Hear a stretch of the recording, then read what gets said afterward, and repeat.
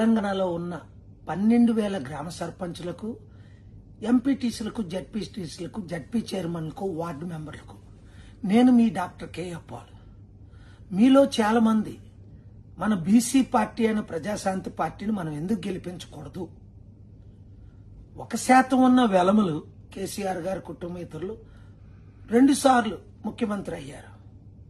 3% ఉన్న కమ్మ కమ్యూనిటీలో great NT Ramarao గారు, చంద్రబాబు నాయుడు గారు ముఖ్యమంత్రులు అయ్యారు. 5% ఉన్న రెడ్డిలు 12 మంది ముఖ్యమంత్రులు అయ్యారు కాంగ్రెస్ పార్టీ తరపుని. వాళ్ళందరికీ వాళ్ళ కులాల పార్టీ ఉన్నప్పుడు 50% తెలంగాణలో ఉన్నాం మనం, 60% ఆంధ్రప్రదేశ్లో ఉన్నాం. మన బీసీలకు ఒక పార్టీ లేదని నేను ఒక బీసీగా ప్రజాశాంతి పార్టీ పెట్టాను. ఒక దళితులమ్మాయిని పెళ్లి చేసుకొని కులాలకు అతీతంగా కాపులు కూడా ఒక్కడ ముఖ్యమంత్రి కాల. ఇది ప్రజాస్వామ్యానికి విరుద్ధం. కనుక ఈ 3 కులాలైనా 78 సంవత్సరాలు మనం లేలేది, మనం ఎప్పుడు ఎలుకుంటాం?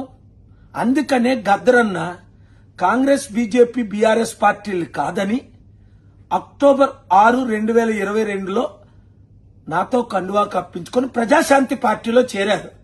ప్రజలకు అభివృద్ధి జరగాలంటే, అప్పులు తీరాలంటే, ఉచిత విద్య, వైద్యం, నిరుద్యోగులకు ఉద్యోగాలు, కంపెనీలు రావాలంటే only Prajashanti party doctor KF పాలే దిక్కు అని. అలాగే ఐఏఎస్, ఐపీఎస్ దానమయ్య రోసయ్య గారు మేము దళితులు అయినప్పటికీ ప్రజాశాంతి పార్టీకే మద్దతు ఇస్తున్నాము అని. కులాలకు, మతాలకు అతీతంగా డాక్టర్ బిఆర్ అంబేద్కర్ ఆశయాలు నెరవేర్చాలంటే ముందు ఇప్పుడు తెలంగాణలో వచ్చే సర్పంచ్ల, ఎంపీటీసీ, జడ్పీటీసీ ఎలక్షన్ లో అయ్యా డాక్టర్ కేఎఫ్ పాల్ గారు, మన బహుజనులకు ఒక పార్టీ ఉంది, ప్రజాశాంతి పార్టీ. నేను మీ పార్టీలో చేరుతాను, మా గ్రామం అభివృద్ధి చేసుకుంటాను. నేను ఒకటే మీకు గ్యారంటీ ఇస్తున్నాను, మీరు పోటీ చేసి మన ప్రజాశాంతి పార్టీ తరపుని గెలవండి.